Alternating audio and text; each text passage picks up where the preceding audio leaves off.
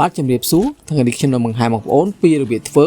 បាយមាន់ម្ទេសខៀវហើយបើសិនជាបងប្អូនយើងយកចិត្តហឹលបងប្អូនអាចទស្សនាវីដេអូនេះបានហើយធ្វើញ៉ាំទៅវាត្រូវគ្នានឹងសាច់មាន់មែនទែនហើយរបៀបធ្វើវាក៏អត់ពិបាកដែរបាទបន្តិចទៀតយើងទៅតាមដានទស្សនានេះធ្វើនឹងគ្រឿងផ្សំជាមួយខ្ញុំទាំងអស់គ្នា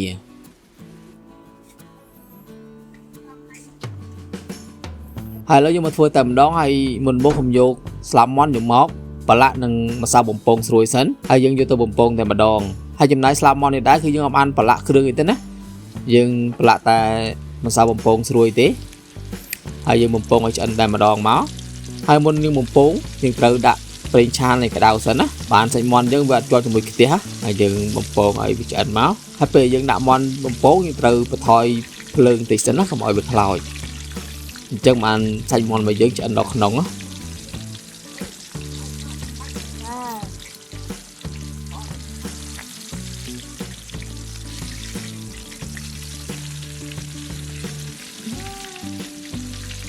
ឥឡូវសាច់មាន់គឺថាវាឆ្អិនហើយយើងស្រង់វាឡើងមកសម្រក់ប្រេងឆាអស់ហ៎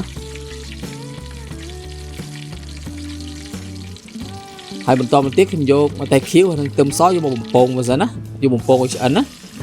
ហើយកន្លែងនេះយើងដាក់ភ្លើងតិចៗទៅកុំឲ្យដាក់ភ្លើងខ្លាំងពេកខ្លាចវាផ្ទុះព្រោះតាមម្ទេសពេលលើក្តៅខ្លាំងវាអាចនឹងផ្ទុះចឹងណា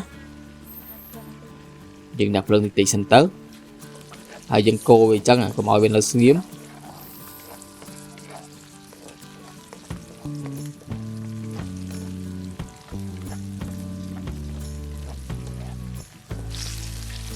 កូរទៅឆ្អិនចឹងមកដល់ឃើញតែវាឆ្អិនហើយស្រង់វាឡើងមកសម្រក់ប្រេងឆាអស់បាទយើងយកទៅបុកណាបើសិនយើងបុកទាំងប្រេងឆាចឹងអត់ល្អទេយើងសម្រក់វាអស់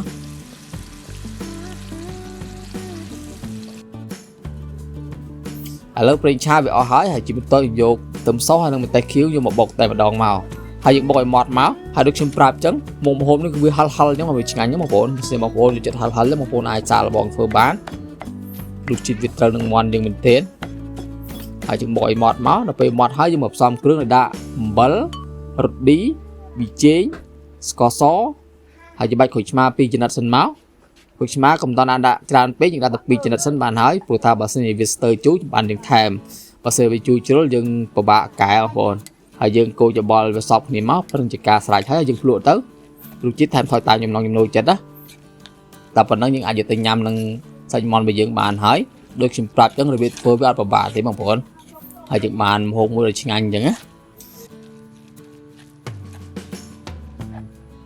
បាទហើយសម្រាប់វីដេអូនេះគឺមានប៉ុណ្្នឹងទេបាទសូមអរគុណប្រកាសតាមដានទស្សនារបស់បងប្អូនតាពីដើមរហូតដល់ចប់បាទសូមអរគុណសូមជម្រាបលា